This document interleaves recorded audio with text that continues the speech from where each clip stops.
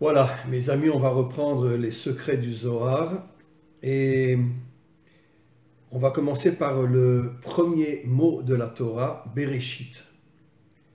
Rabbi Shimon Pata, Rabbi Shimon a ouvert les secrets de la Torah.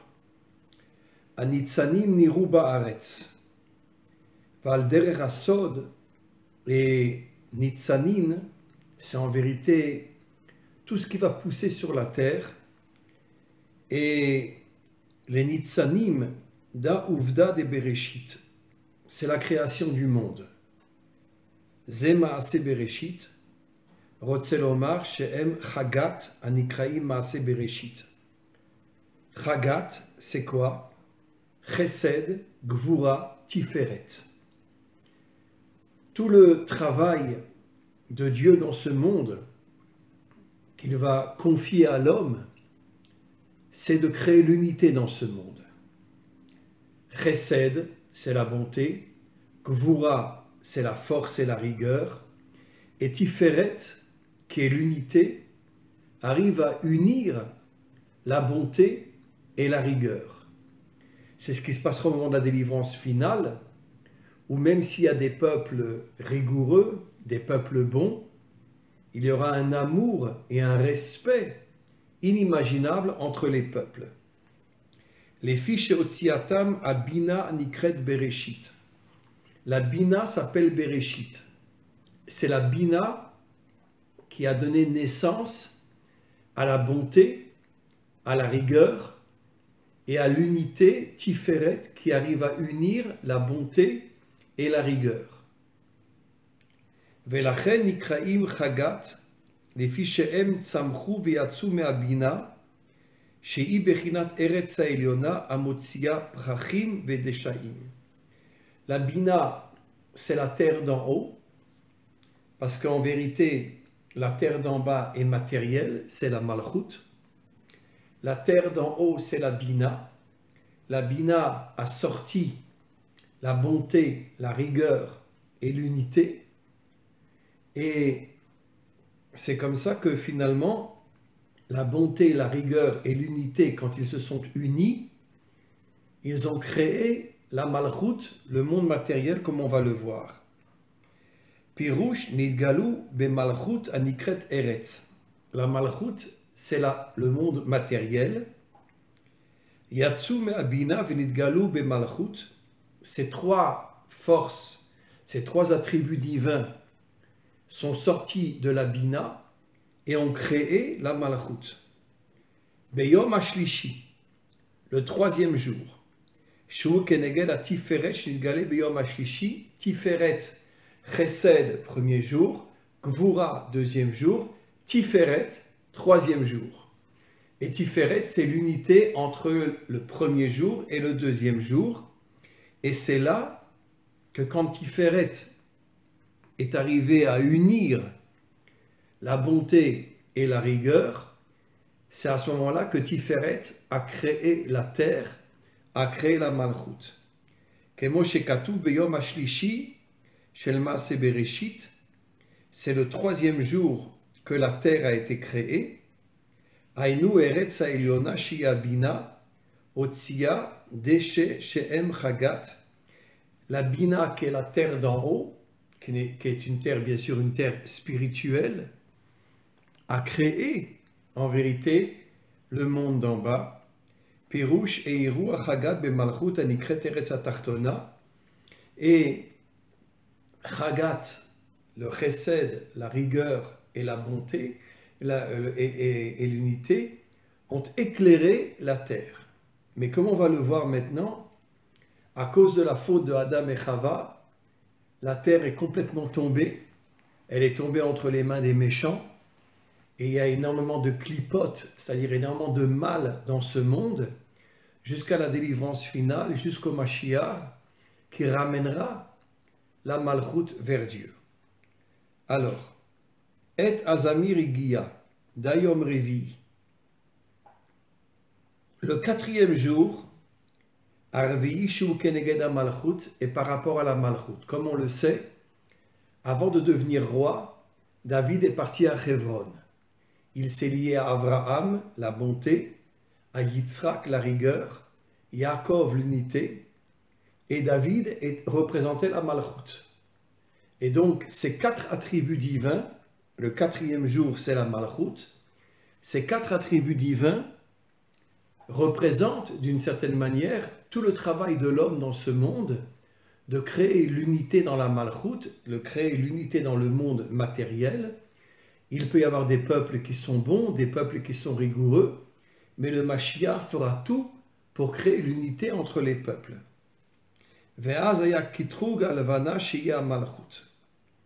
La lune représente la Malchut comme on le sait, le soleil représente le Tiferet, l'unité, et la lune représente la Malchut.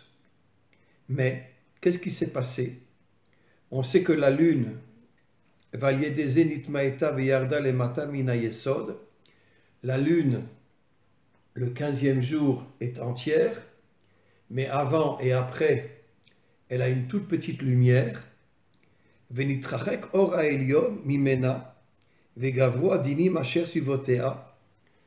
Malchut est tombée entre les mains des méchants. Elle s'est éloignée de la Bina. La Bina ne peut plus lui donner des forces. Et donc, la Bina est tombée dans le monde matériel. Elle est tombée dans la main des méchants. Le premier dictateur, c'était Nimrod. Et comme on le sait, jusqu'à aujourd'hui, il n'y a que des dictateurs dans le monde qui se font passer pour des démocrates, mais en vérité, c'est des crapules infinis qui ne pensent qu'à eux, qui ne pensent qu'à leur orgueil, que ce soit en Israël, que ce soit partout dans le monde. Et donc, tout ce qu'ils veulent, c'est régner sur les peuples. She'az ayubo beyom arvi'i, et donc le 4e jour, She'az idgabro aklipot vadinim she'em aritzim. Toutes les clipotes, c'est-à-dire tout le mal et toute la rigueur, s'est développé dans ce monde une fois que la Malchut était tombée dans la main des méchants. La Malchut est tombée complètement. Veitri l'azman shel avodat ha'adam, mais l'homme authentique doit faire un travail, l'idgaber à la clipote, c'est-à-dire surmonter le mal, le détruire et le faire disparaître. Et dans le 4e jour, c'est marqué Meorot Chaser. Meorot, normalement, ça s'écrit avec le Vav. Le Vav, c'est l'unité.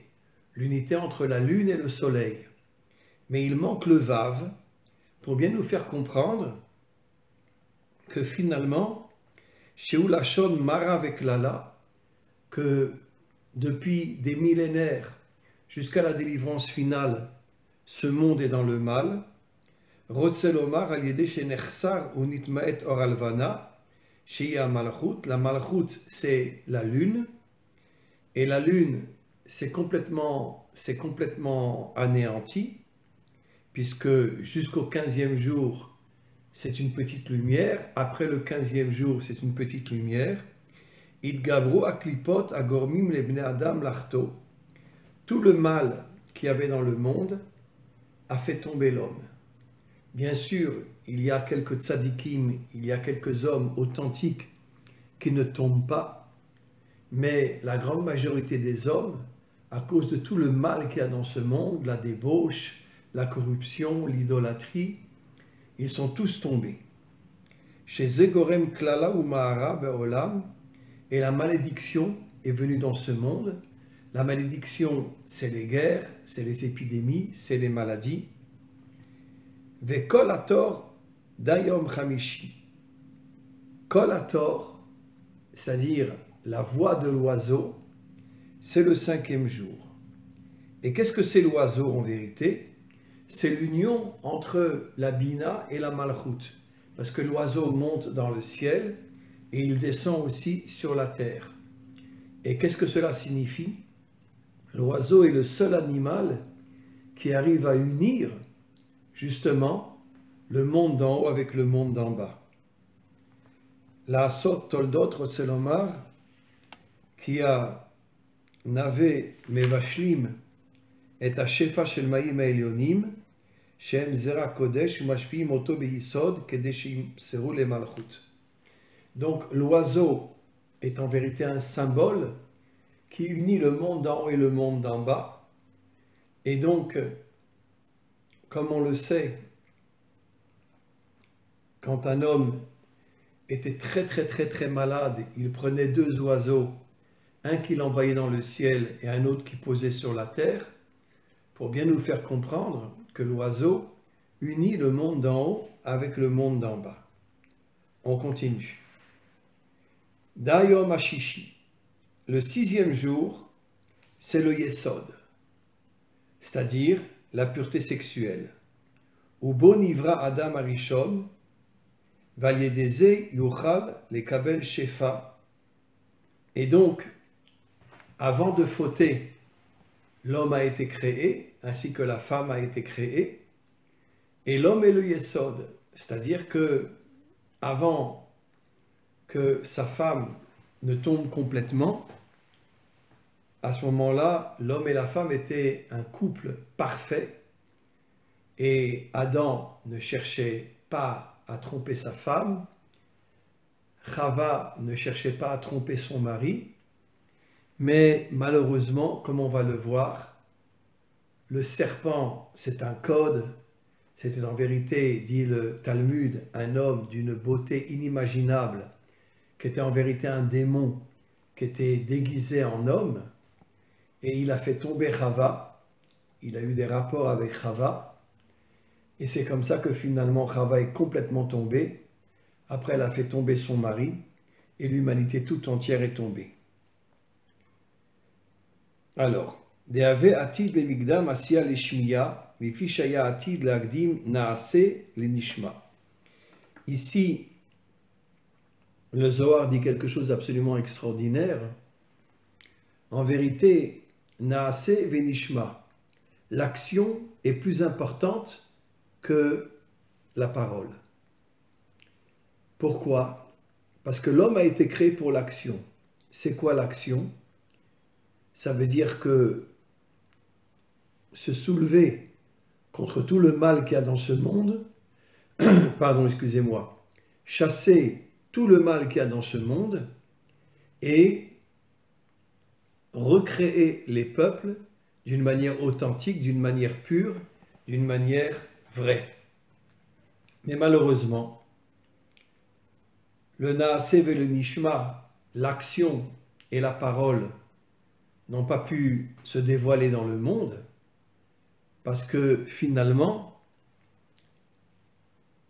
Adam et Chava ont fauté et ils ont fait tomber l'humanité tout entière. Les fiches Beyom Hashishi Katuv Naase Adam, l'homme n'a pas été créé avec la parole, il a été créé avec l'action, Naase. Adam Igdim Naase li Nishma. Et donc l'homme authentique est un homme d'action.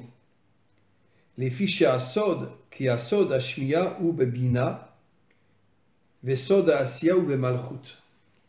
La Asiya, c'est dans le monde matériel, chasser tous les méchants qu'il y a dans ce monde, purifier ce monde, faire de ce monde un monde authentique, un monde d'amour, un monde de respect.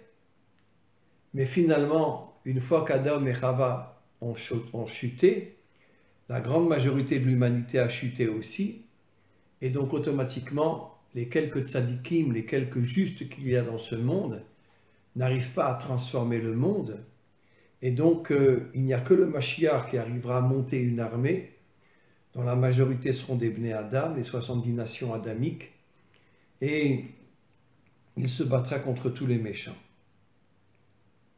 Naase venishma, l'action et la parole, qui remez HaKadosh Baruch Hu be'amro naase Adam, sha'atidim Yisrael betchila lekabel al atzmam, o la Torah la'alot man. Alors, l'action, le Mashiach sera un véritable guerrier, comme David. Le Mashiach s'appelle Mashiach ben David, alors qu'il y a des millénaires d'écart entre eux. Mais pourquoi il s'appelle ben David? Parce que David était un homme d'action. David étudiait la Torah toute la nuit. Toute la journée, il se battait contre tous les méchants de ce monde. Et le Mashiach sera aussi un homme, un véritable guerrier, qui étudiera la Torah toute la nuit. Il dormira très très très peu. Et toute la journée, il se battra contre tous les méchants de ce monde. Be'artzenu Yom Shabbat. Le 7e jour, c'est Shabbat.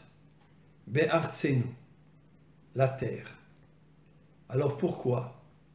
Parce que n'oublions pas que le Shabbat, l'homme n'a absolument pas le droit de travailler, de prendre sa voiture, de prendre un téléphone, d'allumer la lumière.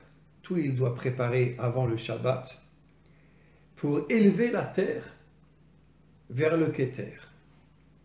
Comme je l'ai souvent expliqué, le Rabbi de Lubavitch explique que la Malchut, qui est la matérialité, montera